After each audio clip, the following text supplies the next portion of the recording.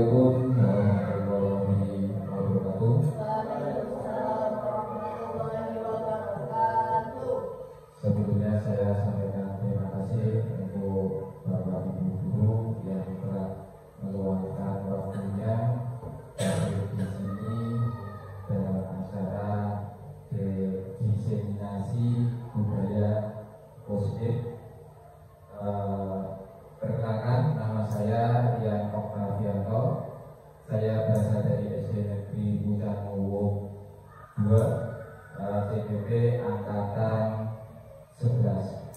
Baik Bapak Ibu Guru, sebelum kita ke materi budaya positif, alangkah baiknya kita melakukan SBB dahulu. SBB-nya adalah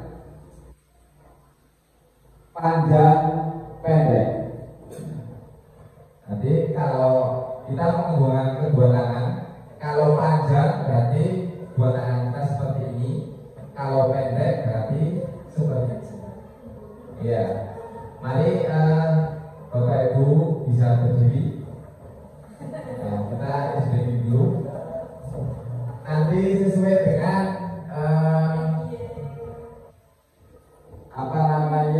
kebebel.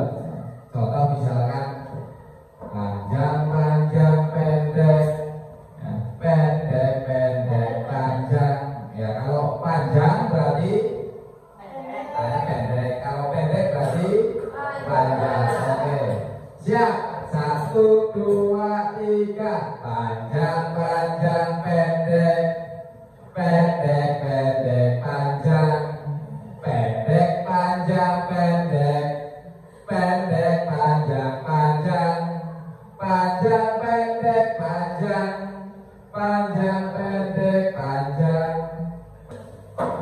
Baik, sebelum kita memulai kegiatan ada kesepakatan forum diseminasi. Yang pertama, contohnya kita saling menghargai. Yang kedua adalah menjadi pendengar yang baik. Kira-kira perlu ditambahkan lagi atau enggak? Saling menghargai, menjadi pendengar yang baik. Ayo, siapa yang bisa menyampaikan tambahan? Di sini kita sama-sama belajar, jadi tidak ada yang salah, tidak ada yang benar, kita belajar bersama-sama. Ada? Yuk. Ada saling menghargai, menjadi pendengar yang baik. Kira-kira apa lagi? Bukina? Ayo kesepakatan dari diskusi ini, kira-kira apa? Ayo.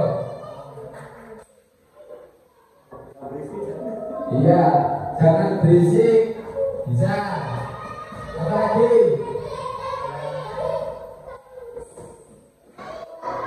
Dua lagi apa? Tertib. Bisa.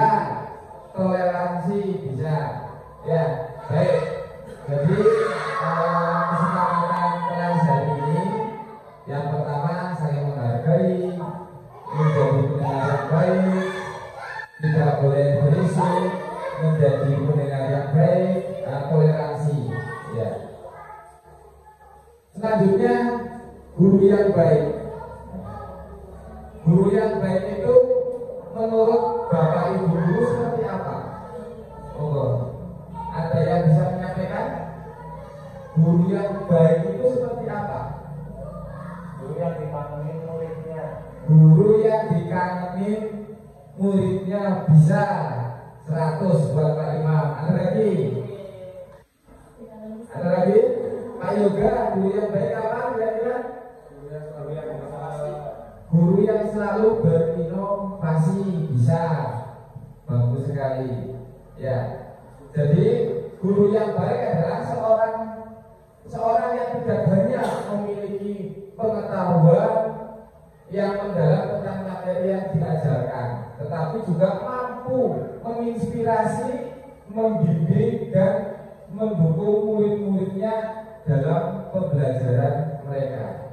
Jadi bisa mensupport, menggali potensi yang ada siswa didiknya, bisa mengamati kekurangan peserta didiknya apa yang perlu ditingkatkan, apa kelebihannya, seperti itu. Selanjutnya konsep budaya positif. Kita akan mempelajari ada 7 ya. Yang pertama adalah perubahan paradigma belajar. Yang kedua, disiplin positif.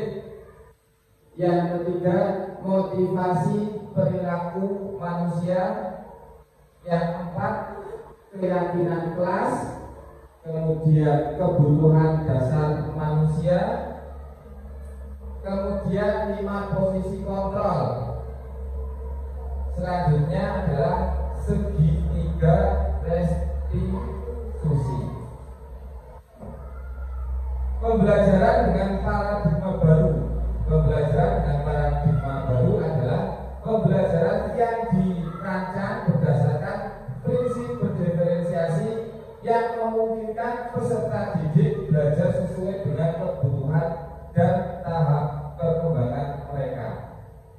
Pendekatan ini didasarkan pada teori psikologi modern dengan tujuan untuk mewujudkan profil pelajar Pancasila. Ini adalah mengubah paradigma stimulus respon ke pendekatan teori kontrol. Yang pertama, stimulus respon realitas atau kebutuhan kita sama. Kemudian teori kontrol, realitas kebutuhan kita berbeda. Kemudian semua orang melihat hal yang sama.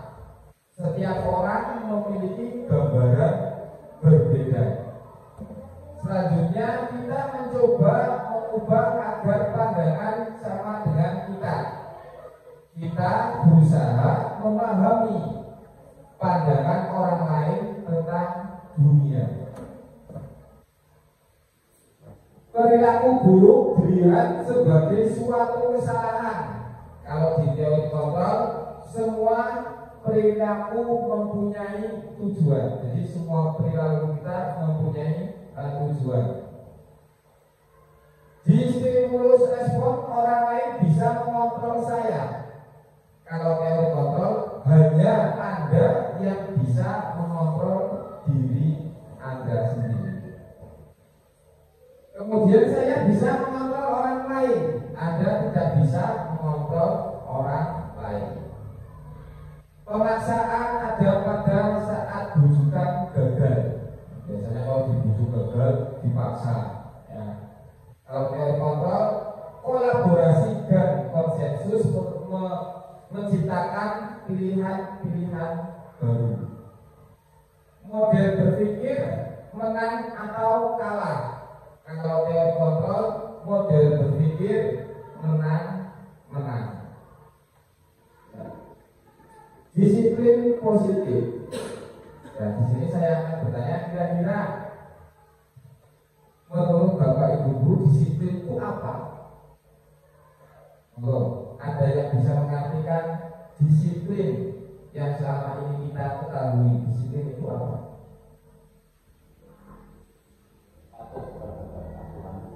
Patuh terhadap aturan. Betul. Dilakukan secara berkelanjutan. Bagus sekali. Ada lagi? Tepat waktu, konsisten, itu adalah disiplin. Nah, coba kita lihat dalam budaya kita, makna disiplin dimaknai menjadi sesuatu yang dilakukan seseorang pada orang lain untuk mendapatkan kepatuhan. Itu dalam budaya kita. Jadi disiplin itu untuk mendapatkan kepatuhan. Menurut Dian menyatakan bahwa arti dari kata disiplin berasal dari bahasa Latin, yaitu disiplin, yang artinya belajar. Disiplin berarti belajar.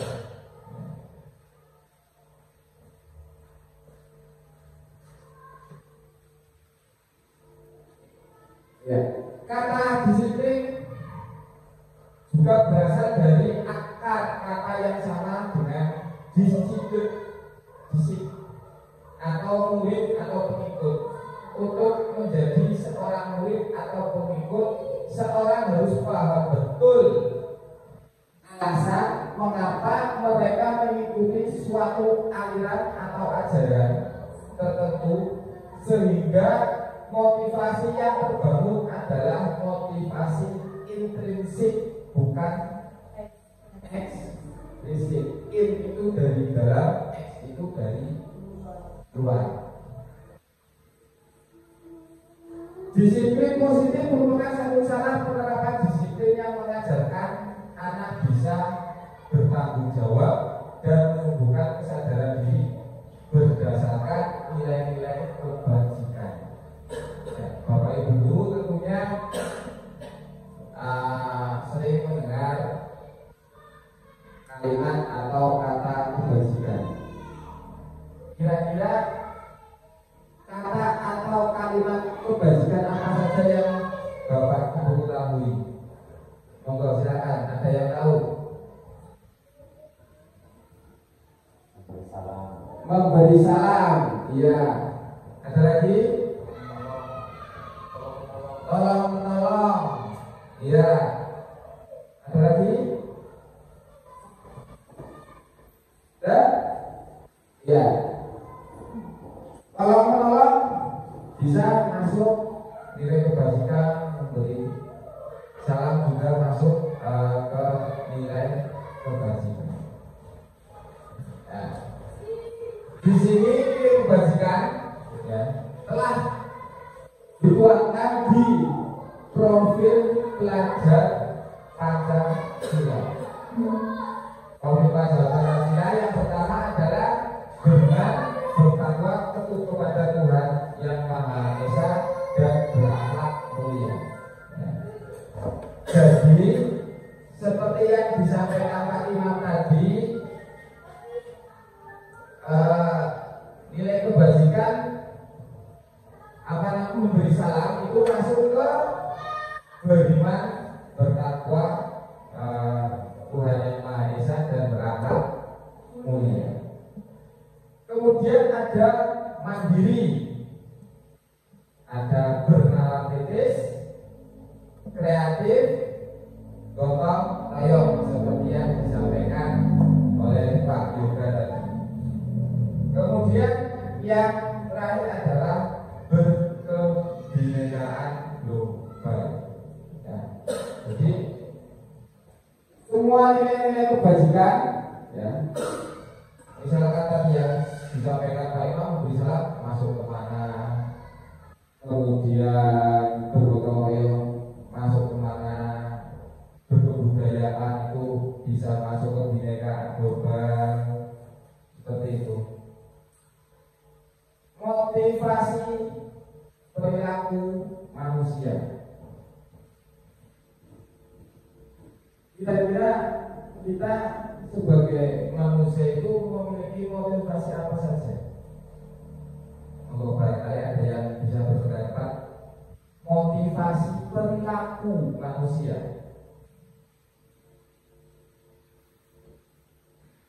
Untuk ada yang bisa mengutarakan pendapatnya, motivasi manusia itu kira-kira apa? Oh, ada?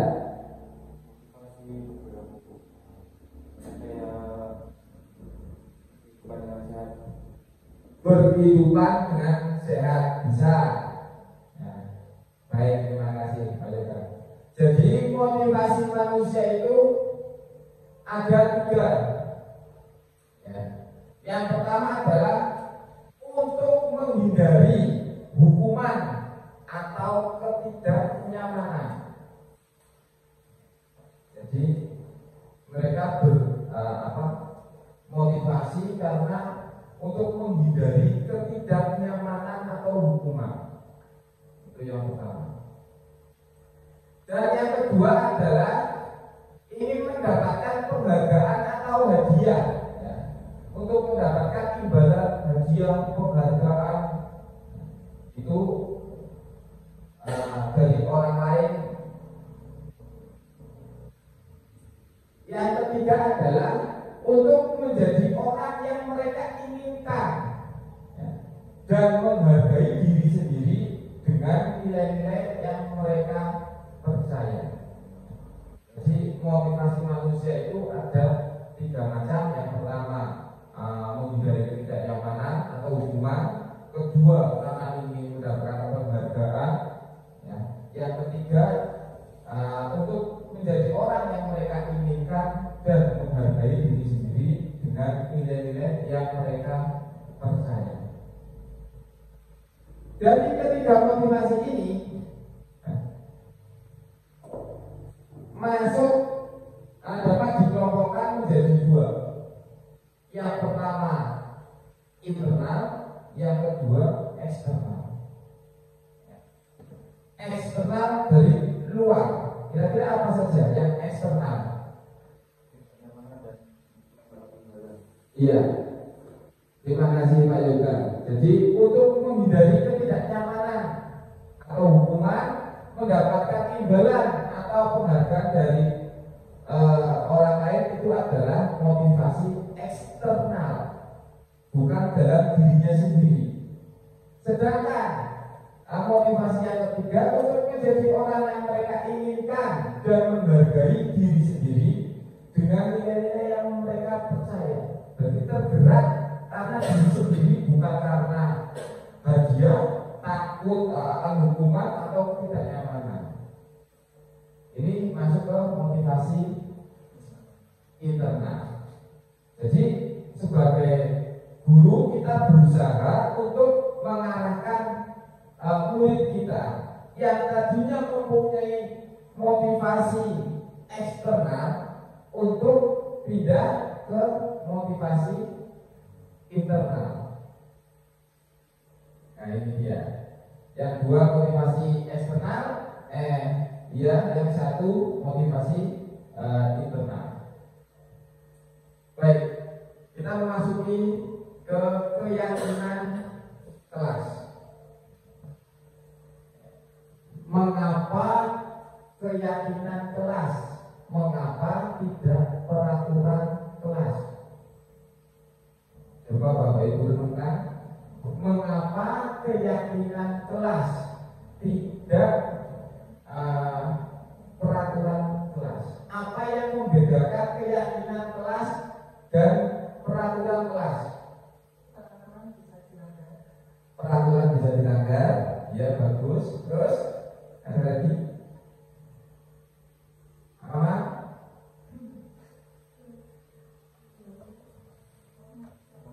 Kalau keyakinan itu muncul dari hati, mungkin ada dibuat lebih bisa menjadi sebuah prinsip. Kalau sekedar hanya peraturan, mungkin itu berasal dari luar yang itu sebelumnya hanya ikutan saja. Iya, terima kasih jawaban yang luar biasa dari Pak Imam. Kalau keyakinan itu dari dalam hati, kalau peraturan dari luar. Dari siapa ya? Bu? Tadi dengar siapa? Ayo, siapa tadi? Kalau keyakinan apa? Ya, jadi kalau peraturan itu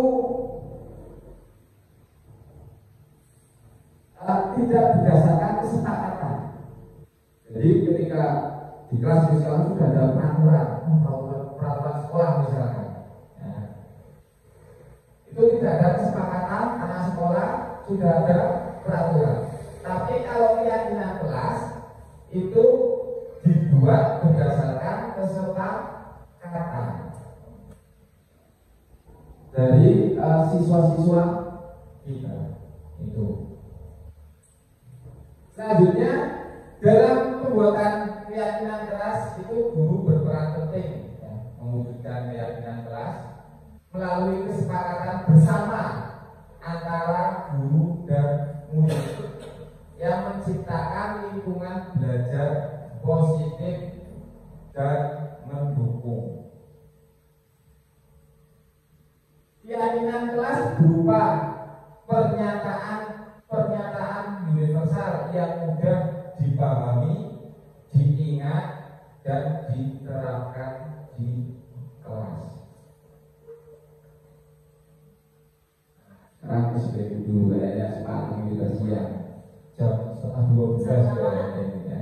Baik, SBK kali ini adalah Abu dan Abi. Abu dan Abi. Kita membutuhkan berpasangan sebetulnya, ya, berpasangan. Ya pas ini, ya pas. Bisa berdiri, mau untuk berdiri, ya. Ini pasangan itu. Ya, caranya adalah nanti Bapak Ibu saling berhadapan. Iya, berhadapan. Iya.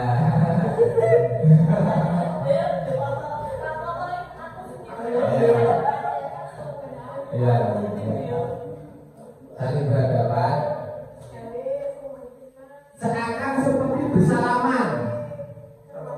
Seakan seperti bersalaman. Ya itu sisa satu itu masih pas itu. Kurang ya. Ya, seakan seperti bersalaman. Ya, jaraknya sekitar 10 cm. Nah, jangan nempel tapi jaraknya sekitar 10 cm. Ya.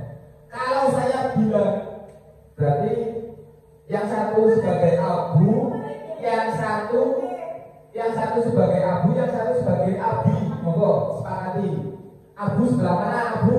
Coba abu. Ya abu. Abi. Ya abu. Ya. Kalau saya bilang abu, ya, berarti abu berusaha memegang tangan abi. Ya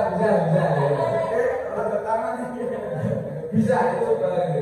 Kalau saya bilang abu berusaha megang tangan abi berusaha menghindar.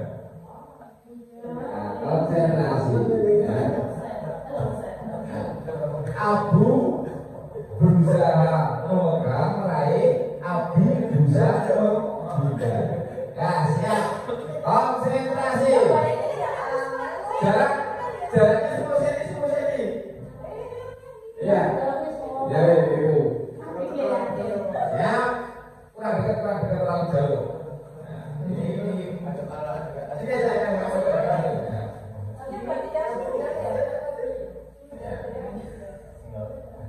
ya. Yang disebutkan namanya. Nanti saya bisa menyebutkan nama Abi, bisa menyebutkan nama Abi. Ya. Kalau saya sebutkan nama Abi, berarti Abi ya berusaha memegang, yang mengejar. Ya, Abu bisa. Ya siap. Konsentrasi. Jamnya itu terlalu jauh. 10 cm. Ya. Abi.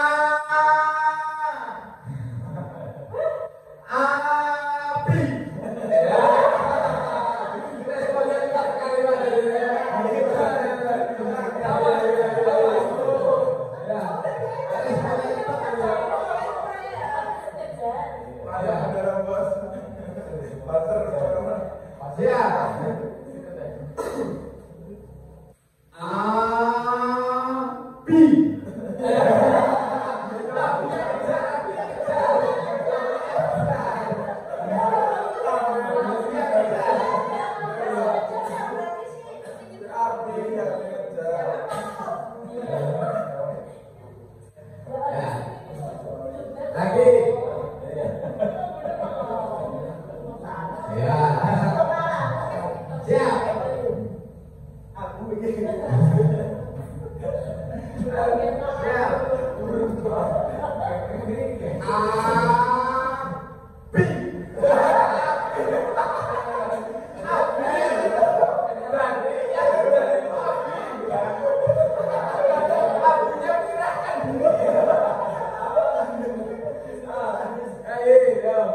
Abi lagi.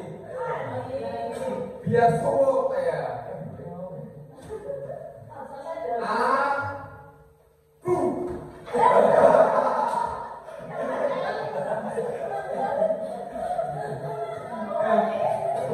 Terima kasih Bapak Ibu. Nah, ini bukan sekedar permainan, tapi apa ya? Untuk meningkatkan konsentrasi kita, ya, kecepatan tangan, ya, kecepatan berpikir. Di Pak Kamal saya bilang, apa tadi? Pak Kamal yang ngasih, harusnya yang lari Pak Kamal yang ngasih. Ya, terima kasih Bapak Ibu. Kita lanjut.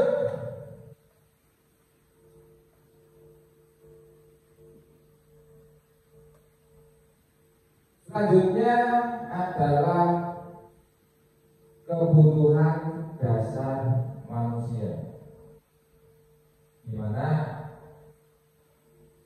kebutuhan dasar manusia itu kira-kira apa saja nih?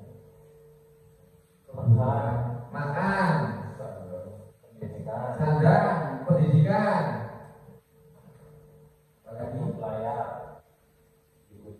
hidup layak, kesehatan. Apa-apa kebutuhan dasar manusia itu kira-kira apa? Banyak.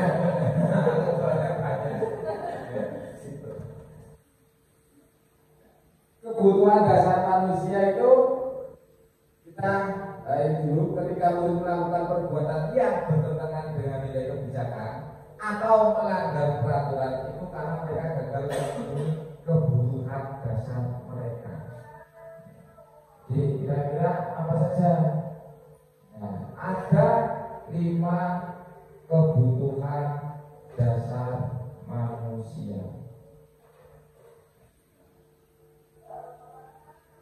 Yang pertama adalah bertahan hidup.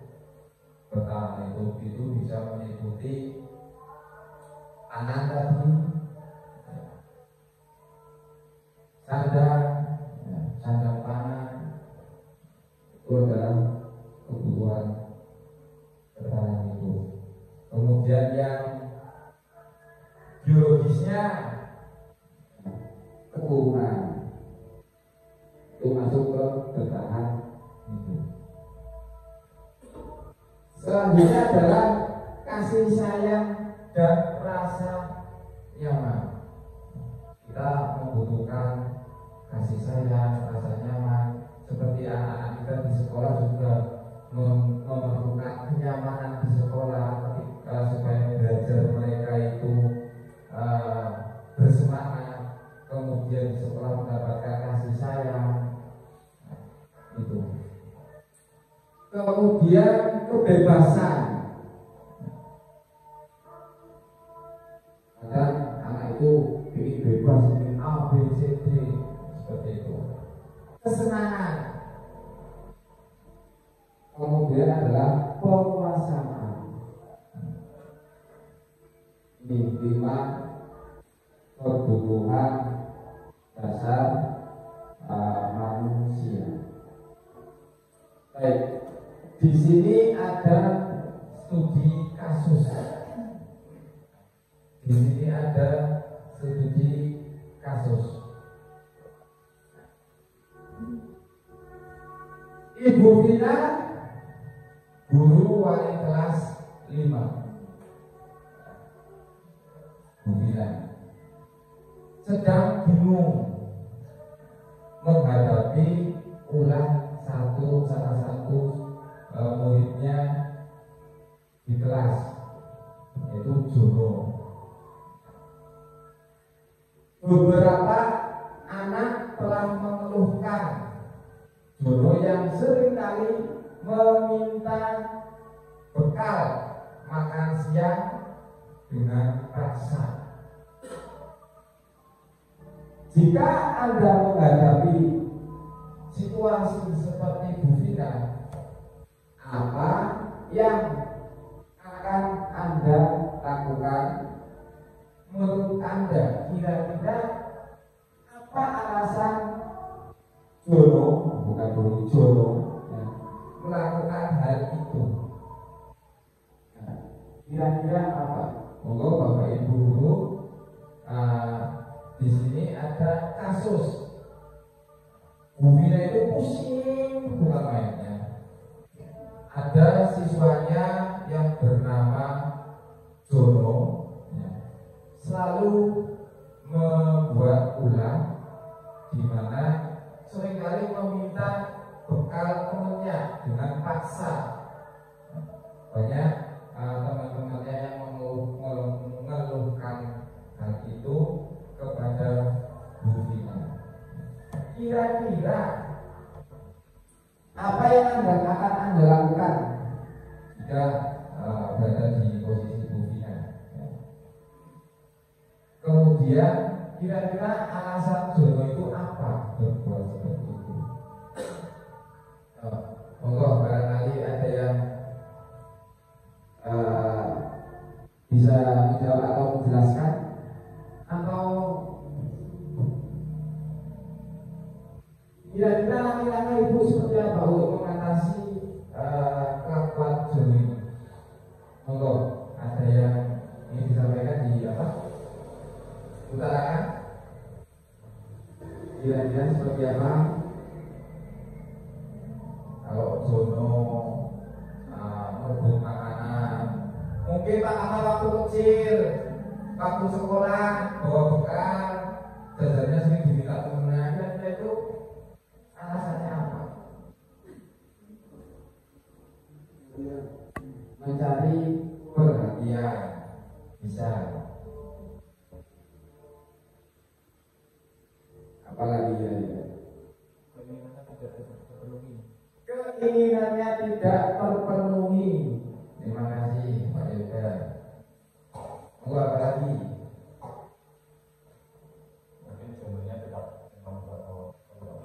Mungkin Jono tidak membawa bekal. Bisa.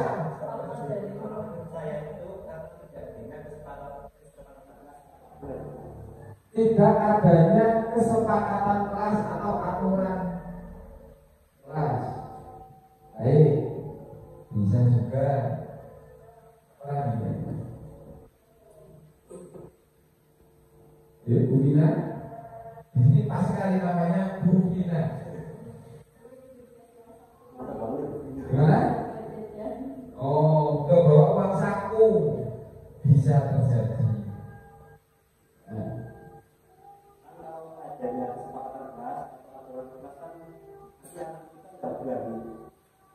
Bisa, iya. Mungkin ini belum dibuat kesepakatan kelas atau keyakinan kelas ya. Jadi anak tidak mengetahui bahwa itu tindakan yang tidak diperbolehkan. Bisa jadi. Terima kasih. Bagus sekali Pak Kamal.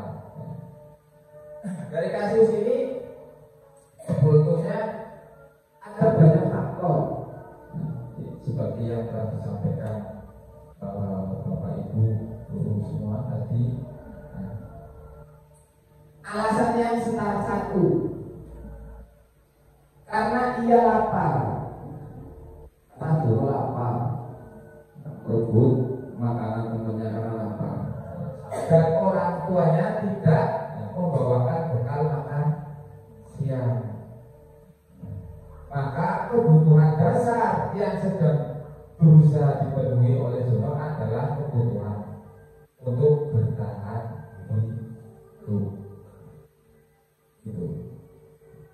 Kemudian cara mengantisipasinya seperti apa? Kita bisa berkolaborasi tentang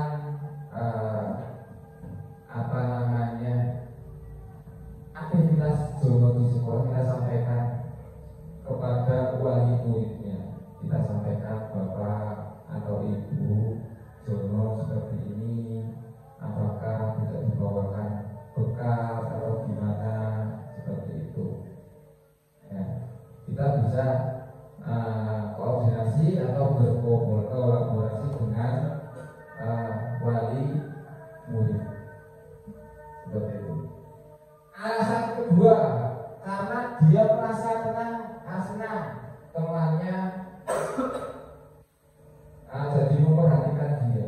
Biasanya kan ada teman yang nakal atau apa, ya, lembu usil, karena terusil, ya. Karena ini mendapatkan perhatian. Ketika temannya melaporkan tindakannya itu pada gurunya dan gurunya memberitahu orang tuanya sehingga orang tuanya jadi memperhatikan dia, maka kebutuhan dasar yang dipenuhi Jono adalah kebutuhan kasih sayang dan rasa diterima. Mungkin di rumah pengalaman kita, orang anak-anak yang usil teman-temannya, setelah kita telusuri, oh ternyata latar belakang keluarganya ada yang broken home, ada yang ditinggal kerja orang tuanya jauh, merantau seperti itu. Di sini cuma tinggal sama orang tuanya, ya. Jadi anak tersebut kurang kebutuhan akan kasih sayang dan rasa diterima. Alasan yang ketiga, karena temannya jadi takut dengan dia dan menuruti keinginannya, ya. Maka sebetulnya sedang berusaha memenuhi kebutuhan dasarnya akan kekuasaan. Memenuhi kebutuhan dasar akan kekuasaan.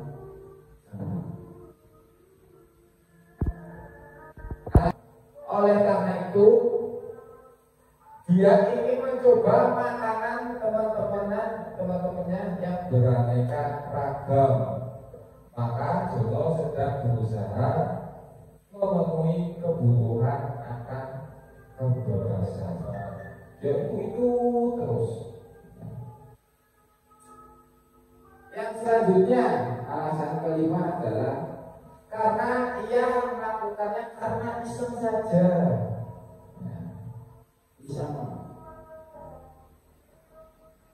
Ia menikmati ekspresi wajah teman-temannya yang besar karena diambil makanannya dan menurut dia, makanannya menurut dia ekspresi teman-temannya itu lucu, ya. Jadi menurut dia ketika ganggu marah-marah lucu. Maka Jono berarti sedang berusaha memenuhi kebutuhannya akan kesenangan. Itu ada 5 alasan. Selanjutnya adalah 5 posisi kontrol.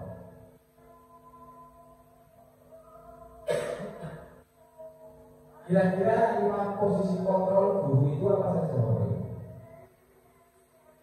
5 posisi kontrol Bapak guru itu apa saja?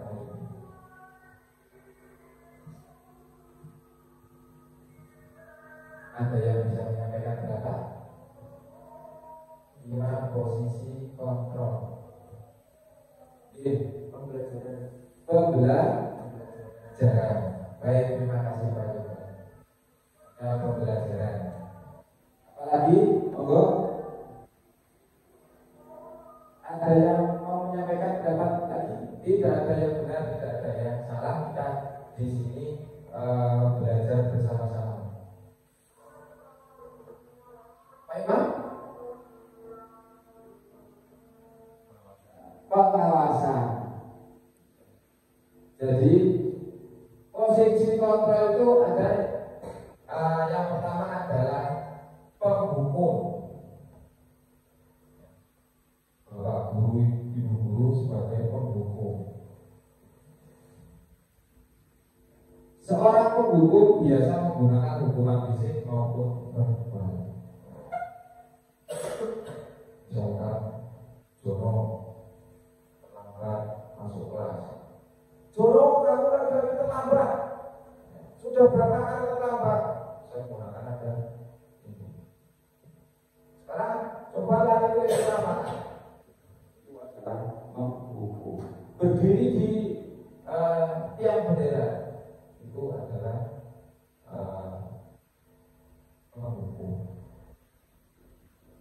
di mana penghukum ini biasanya menimbulkan rasa dendam pada kita. Yang kedua, bisa minder, tidak percaya diri. Kenapa? Dimarahi kepala orang tuanya, anak tersebut jadi minder.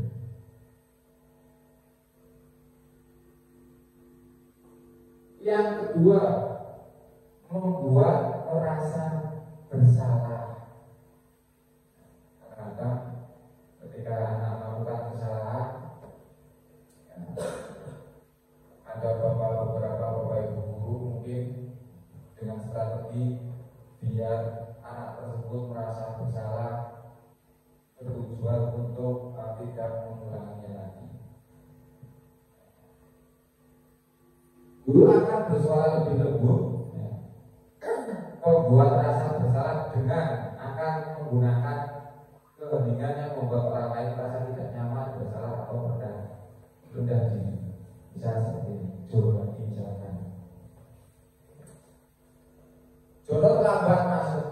Jono, lagi-lagi kamu terlambat sekolah, nak. Kamu gak kasihan sama ibu. Ibu guru nanti bisa ditegur sama kepala sekolah. Kamu gak kasihan. Seperti itu. Dengan kata-kata, ibu guru nanti bisa ditegur kepala sekolah karena tidak bisa mendidik kamu, memberi pengarahan kamu. Itu adalah kata-kata membuat merasa bersalah. Ya, timbulnya nanti anak tersebut merasa bersalah, kemudian rendah diri, kurang percaya diri. Itu efek sampingnya seperti itu. Kemudian sebagai teman, ini mungkin banyak posisi kontrol kita kepada siswa adalah sebagai teman. Saya dulu juga menganggap posisi kontrol guru sebagai teman itu adalah posisi kontrol yang baik. Guru pada posisi teman ini tidak akan menyakiti murid, namun akan tetap berupaya mengontrol murid melalui persuasif. Posisi teman pada guru bisa negatif atau positif. Nah, negatifnya gimana? Kecenderungan kalau kita sebagai posisi kontrol kita sebagai teman, anak tersebut hanya akan menghormati atau menghargai kita, tidak sama guru yang lain. Anak tersebut akan ketergantungan sama kita, bukan sama guru yang lain. Misal, Jono lagi, Jono di posisi sebagai teman. Kenapa kamu terlambat sih? Besok jangan diulangi lagi ya kan? Udah, sekarang kamu bisa masuk kelas. Itu adalah posisi teman. Dan kita sebagai posisi teman walaupun dampak positifnya ada, tapi dalam negatifnya anak tersebut hanya patuh kepada kita karena sifat setiap guru berbeda-beda. Tapi ketika sama guru yang lain, anak tersebut berbeda sikap dengan diri kita. Itu. Yang selanjutnya, keempat, sebagai pemantau. Sebagai pemantau. Oh, ini pembelasan. Manajer. Pemantau.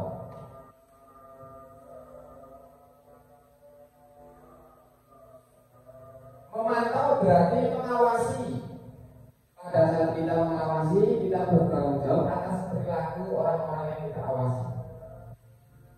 Posisi pemantau berdasarkan pada peraturan-peraturan dan konsekuensi dengan menggunakan sanksi atau konsekuensi. Jadi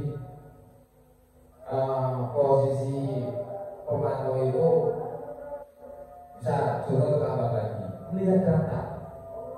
Kalau kamu sudah terlambat sekian kali, tahu kan konsekuensinya apa ketika terlambat sekian? Nah, itu adalah pemantau. Kira-kira menurut Bapak Ibu guru, apa bedanya konsekuensi sama hukuman? Konsekuensi sama hukuman.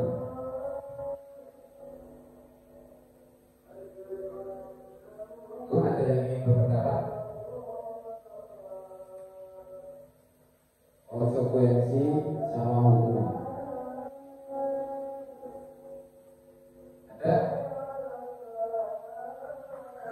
Konsekuensi itu biasanya sudah ada kesepakatan antara yang melakukan dan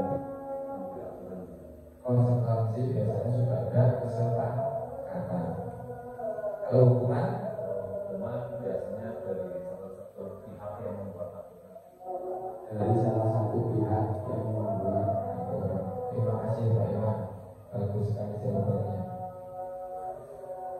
Bisa ada Jono terlambat masuk kelas, kemudian Parian menyuruh Jono untuk lari mengelilingi halaman sekolah. Itu kira-kira hukuman atau konsekuensi? Hukuman. Bila Jono terlambat mengikuti pelajaran PJOK 10 menit, Jono disuruh kalian untuk mengikuti lapangan bola voli 10 kali. Itu hukuman atau konsekuensi? Konsekuensi. Iya. Jadi konsekuensinya itu adalah apa yang dilakukan untuk mempertanggungjawabkan sesuai dengan tindakan. Misal kalau tadi Jono terlambat di jam olahraga, terlambat 10 menit, otomatis tidak ikut pemanasan. Maka Jono disuruh Parian untuk keliling lapangan bertujuan untuk melakukan pemanasan. Tapi kalau Parian sebagai guru kelas menyuruh Jono untuk berlari-lari, itu tidak ada hubungannya. Itu hukuman. Misalkan lagi, Jono menyobek kertas temannya. Kemudian Jono disuruh untuk mengganti kertas temannya. Itu konsekuensi atau hukuman? Jono merobek kertas temannya. Kemudian Jono disuruh mengganti kertas temannya tersebut. Itu kira-kira konsekuensi atau hukuman? Untuk mengganti konsekuensi. Ya, itu. Manajer sekarang yang kelima. Di posisi kontrol itu ada 5. Yang pertama menghukum, membuat merasa bersalah, kemudian sebagai teman, yang keempat pemantau, yang kelima adalah manajer. Manajer ini posisi di mana guru berbuat sesuatu bersama murid, mempersilahkan murid mempertanggungjawabkan perilakunya, mendukung murid agar dapat menemukan solusi atas permasalahannya sendiri. Jadi bisa contoh terlambat, kita tanya Jono dengan baik-baik, mencari alasannya kenapa terlambat, ya. Mencari solusi biar Jono tidak terlambat lagi. terus bagaimana, bukan kalau yang pemantau itu catat kesalahannya berapa kali, konsekuensinya ini. Tapi kalau manajer lebih ke mencari solusi supaya tidak terjadi lagi. Seorang guru alangkah baiknya minimal itu berada di posisi pemantau. Minimal berada di posisi pemantau. Kalau bisa sebagai posisi manajer.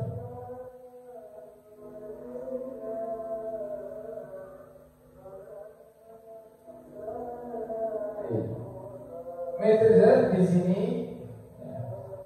penekanan bukan pada kemampuan membuat konsekuensi seperti yang saya sampaikan tadi, namun dapat berkolaborasi dengan murid bagaimana memperbaiki kesalahan yang ada. Sebagai manajer, guru dapat berbuat sesuatu bersama murid, mempersilahkan murid bertanggung jawab dan mendukung murid agar dapat menemukan solusi dari sudah mereka ini.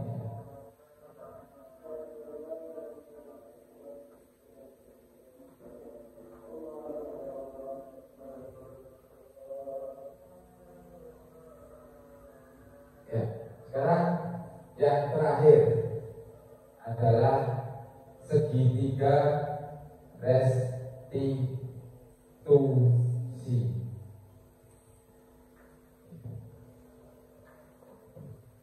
Tahapan segitiga restitusi.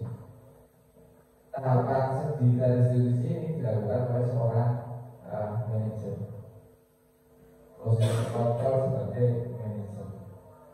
Yang pertama adalah menstabilkan identitas. Yang kedua adalah validasi tindakan yang salah. Yang ketiga adalah menanyakan keyakinan. Ini adalah segitiga restitusi. Di sini validasi tindakan yang salah. Pertama menstabilkan identitas, validasi tindakan salah, menanyakan keyakinan. Di sini ada kamu tentu punya alasan mengapa melakukan kesalahan itu adalah validasi tindakan. Adakah cara yang lebih efektif untuk mendapatkan apa yang kamu butuhkan? Kemudian menanyakan keyakinan. Keyakinan kelas apa yang telah kita sepakati? Kamu ingin menjadi orang seperti apa? Sebelum itu awal, misalkan kita memanggil Tono, kita ajak dulu bersama Jono misalkan. Jono, mungkin kamu bingung atau resah, hati kamu gelisah, resah, takut. Ini adalah menstabilkan identitas. Maksudnya ke situ. Kamu tenang saja, tidak usah takut. Ya. Pak Guru mau bertanya, tadi ada laporan. Seperti ini, tentu kamu punya alasan mengapa kamu melakukan itu, mengapa kamu merebut jajan atau makanan atau bekal punya teman kamu. Mungkin terjawab itu tadi mungkin karena iseng, lapar, ya, atau ingin berpuasa, ingin mencari perhatian karena kurang kasih sayang. Menstabilkan identitas dilakukan berdasarkan prinsip bahwa membuat kesalahan adalah bagian dari proses pembelajaran yang nantinya akan menggeser identitas gagal ke arah identitas sukses. Gagal itu misalnya ada orang yang berbuat salah, ya, berubah untuk tidak mengulangi kesalahan.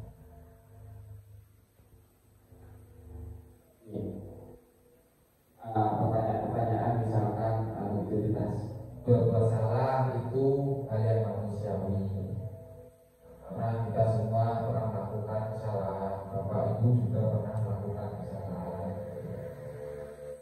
Kita ada manusia yang sempurna, kita pasti bisa menyelesaikan permasalahan ini dan sebagainya.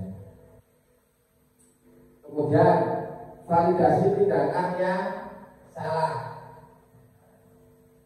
Validasi tindakan yang salah dilakukan berdasarkan prinsip bahwa setiap perilaku berupaya memenuhi suatu kebutuhan tertentu, sehingga guru atau orang tua akan bergeser dari pemikiran stimulus respon menjadi proaktif, serta akan lebih mengenali dan mengakui kebutuhan murid atau anak. Kamu pasti punya alasan mengapa melakukan yang bertanya-tanya. Ini untuk menggali apa yang penting bagi kamu. Ya, anak itu merebut makanan, pentingnya apa buat kamu?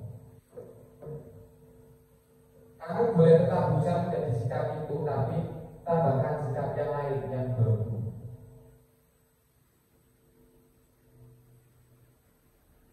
Maukah kamu belajar cara lain untuk mendapatkan yang kamu butuhkan tanpa harus memukul, merebut?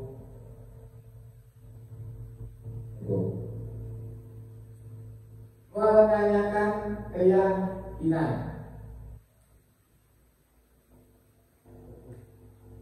Menanyakan keyakinan dilakukan dengan memberi pertanyaan-pertanyaan bermakna kepada murid atau anak untuk memunculkan motivasi secara intrinsik sehingga mampu mengaitkan keyakinan dengan tindakan yang salah.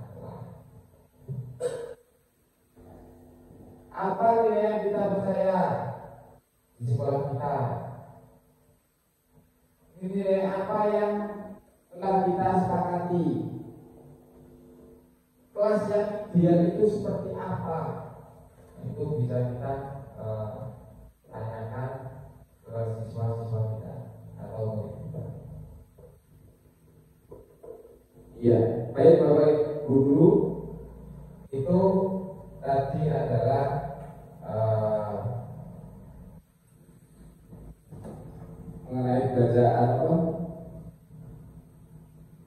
disiplin positif. Kita telah mempelajari perubahan paradigma belajar, disiplin positif, motivasi perilaku manusia, keyakinan sekolah atau kelas, kebutuhan dasar manusia, posisi kontrol restitusi, segitiga restitusi.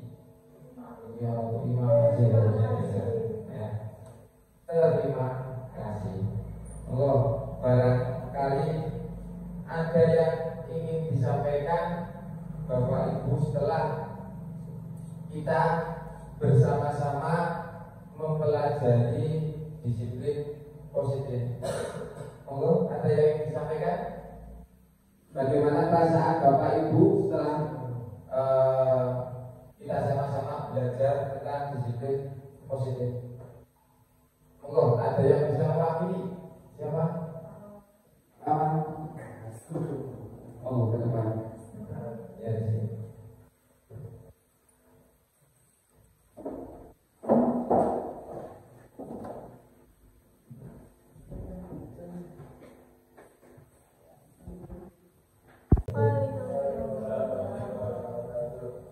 Terima kasih buat Bapak Rian yang telah melakukan aksi nyatanya tentang destinasi disiplin positif. Alhamdulillah pada kesempatan tadi saya sekarang sudah paham ya tentang bagaimana keyakinan kelas dan aturan kelas. Mungkin aturan kelas kesepakatan itu harus sama. Kalau kesepakatan kelas itu adalah aturan yang disepakati oleh guru dan siswa. Tapi kalau menurut saya aturan itu dibuat atas dasar paksa ya, aturan seperti aturan hukum. Untuk keyakinan kelas, saya baru tahu bahwa keyakinan kelas itu contohnya saling menghormati dan saling menghargai. Misalnya ada pendapat dari siswa masalah memberikan jawaban dan siswa yang lain menghormati dan menghargai dari jawaban siswa tersebut. Terima kasih buat Bapak Ria untuk designasinya. Mungkin hal itu yang saya sampaikan. Assalamualaikum warahmatullahi wabarakatuh. Ya, terima kasih Ada lagi yang ingin disampaikan? Kalau tidak ada, saya cukup sekian. Barangkali ada salah kata dari saya. Kita di sini sedang sama-sama belajar, sama-sama menambah pengetahuan kita. Kata dari saya, wassalamualaikum warahmatullahi wabarakatuh.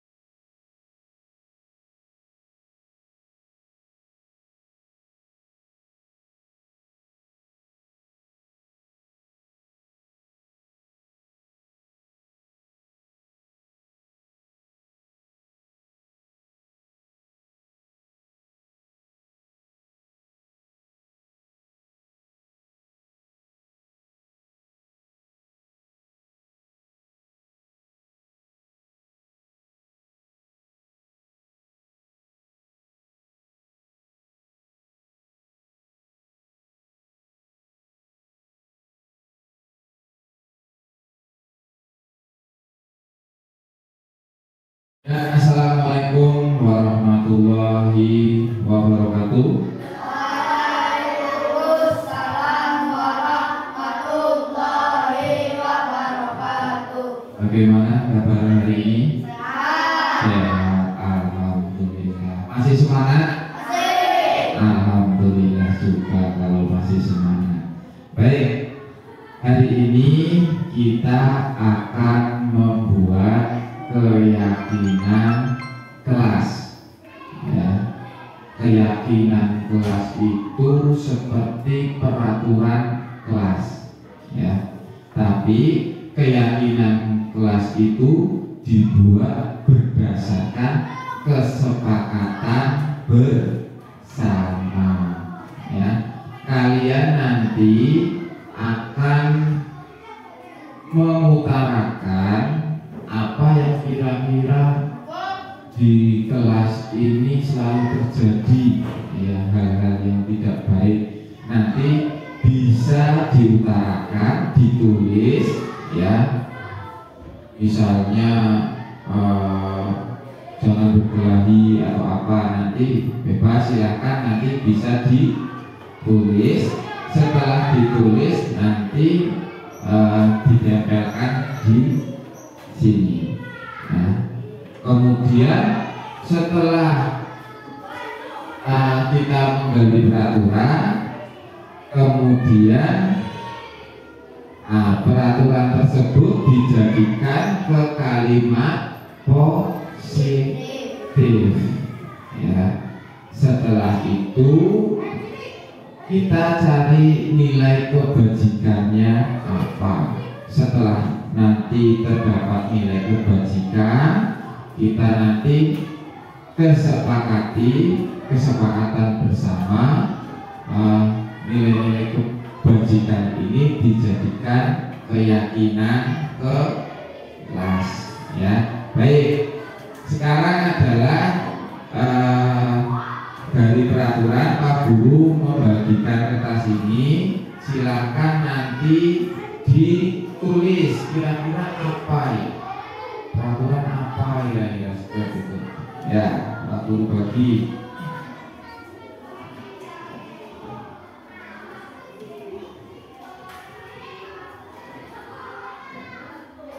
Silakan yang sudah dapat bisa ditulis. Nah,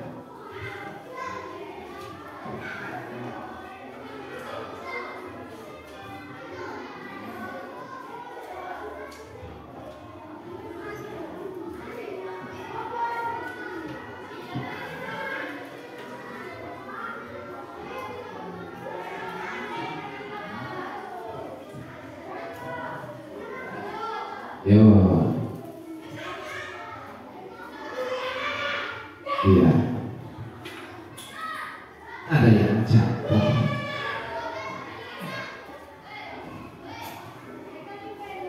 Ya, sudah?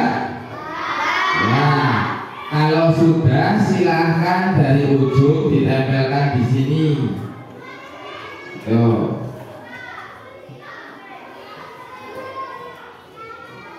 Tempel. Iya, yang kencang biar nggak lepas.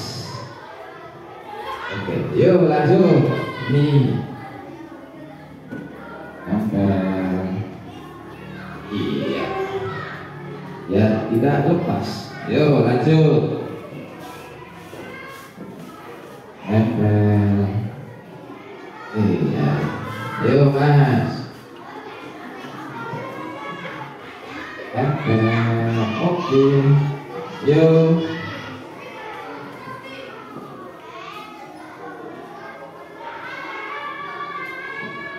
Oh ya, jatuh kecil. Ya.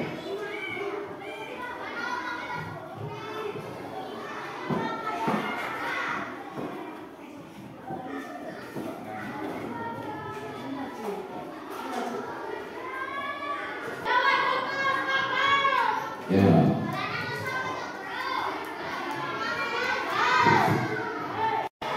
Ya, coba guru bantu biar nggak lepas. Nah, lanjut. Yuk belakang bisa menyusul.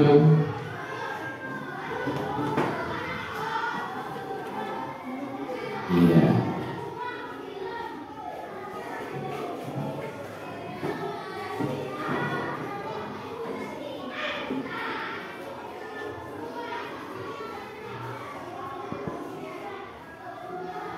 Baik, ini sudah terkumpul dari pendapat kalian kira-kira apa saja ya tentang peraturannya. Ya. Yang pertama adalah jangan terlambat masuk ke kelas. Ya. Yang kedua, jangan menghina orang lain. Ya, yang ketiga, jangan membuang sampah sembarangan. Yang keempat, jangan usil. Yang kelima, jangan membuat kotor kelas. Ini ada lagi, jangan ribut di kelas. Ya. Jangan berkelahi. Ada lagi, jangan keluar kelas sembarangan. Ada lagi, jangan suka berantem sama kayak tadi ya. Kemudian jangan suka mencontek. Nah, itu. Kemudian apa yang kamu tulis tadi silahkan diubah ke kalimat positif. Jangan, itu kan negatif ya. Jangan, kata jangan itu kan kalimat negatif, diganti ke kalimat positif. Misal, jangan buang sampah sembarangan, buanglah sampah pada tempatnya. Contoh satu itu. Jelas ya? Ya, sekarang Pak Guru bagi kertas lagi.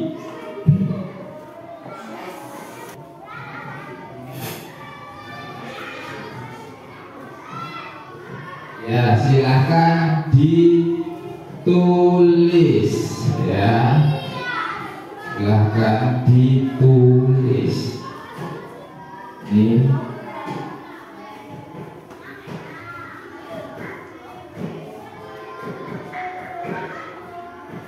ya.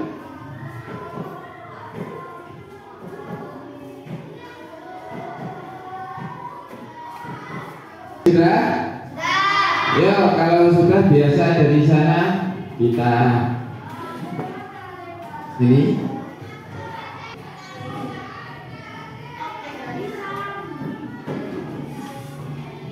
Ya, lanjut. Ya, lanjut.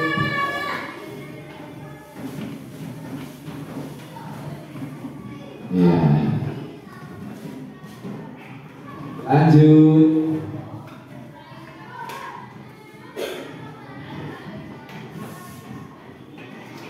Ya, lanjut. Ya, belakangnya bisa langsung.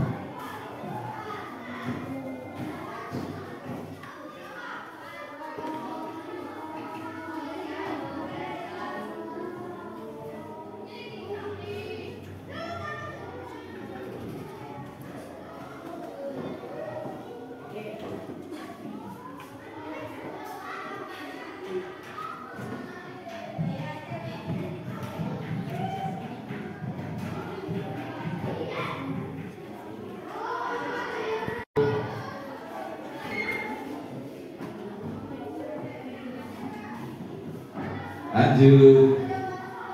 Ya, belakangnya juga bisa langsung. Iya. Ya. Terkumpul ya. Apakah sudah terbentuk kalimat positif? Ya. Yang pertama, aduh jatuh.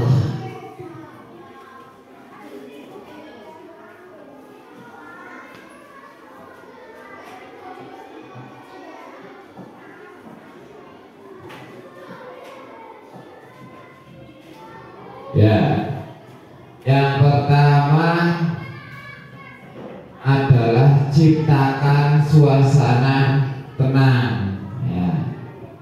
Ini tadi ada yang kalau dikaitkan dari ini berarti mana? Jangan ribut di kelas ya. Jadi dijadikan kalimat positif menjadi ciptakan suasana tenang. Ya.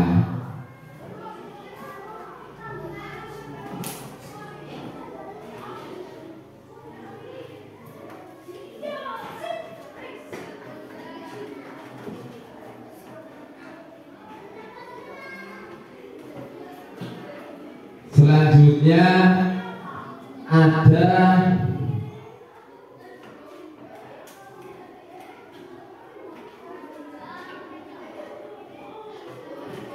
jatuh lagi. Saling menghormati ya. Kemudian menjaga kebersihan, ada lagi saling menghormati. Kemudian bekerja sama dengan baik, meminta izin sebelum keluar kelas. Ini apa? Ciptakanlah suasana tenang ya. Selanjutnya hadir tepat waktu ya. Tunjukkan kejujuran. Kemudian buanglah sampah pada tempatnya. Ya, ini adalah setelah diubah menjadi kalimat positif. Ya. Kemudian kita tarik menjadi nilai-nilai kebajikan. Nah, kira-kira nilai kebajikannya apa saja? Yuk kita diskusikan bareng-bareng. Ya. Ini yang Pak Guru pegang ini, hadir tepat waktu. Kira-kira nilai kebajikannya apa? Tanggung jawab. Ya.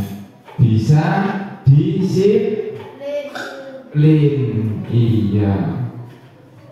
Ya, tanggung jawab atau disiplin. Disiplin.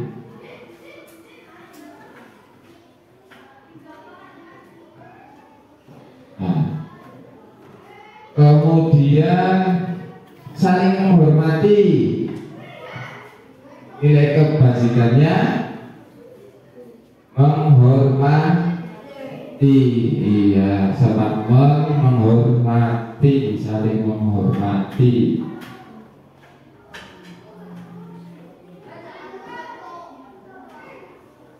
Nah, di sini juga ada menghormati, menjaga kebersihan, berarti nilai kebajikannya kebersihan. Ya. Kemudian ini meminta izin sebelum keluar kelas. Nah,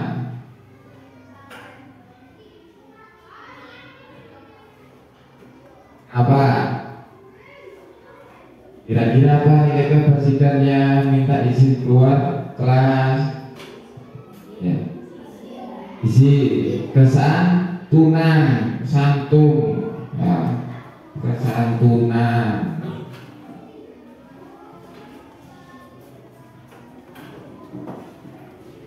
Kemudian tunjukkan kejujuran, nilai kebajikannya apa?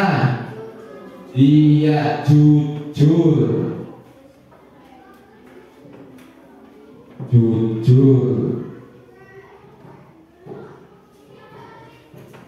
Nah, ciptakan suasana tenang. Apa kira-kira? Kedamaian, damai, kita belajar ya, damai, tenang ya.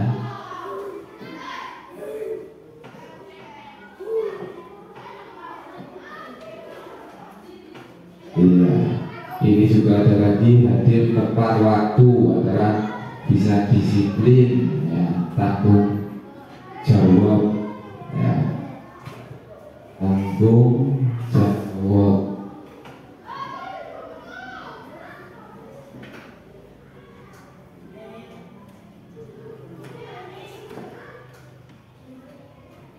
Nah, baik. Sekarang sudah ada nilai kebajikan ya, yang telah kita ambil dari kalimat positif dari peraturan yang kalian utarakan ya. Ada disiplin, ada menghormati, ada kebersihan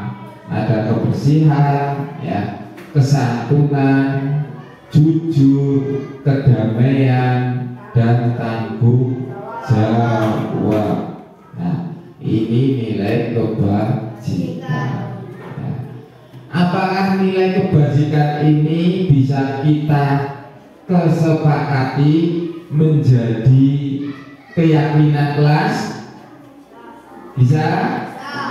Bisa ya? Iya.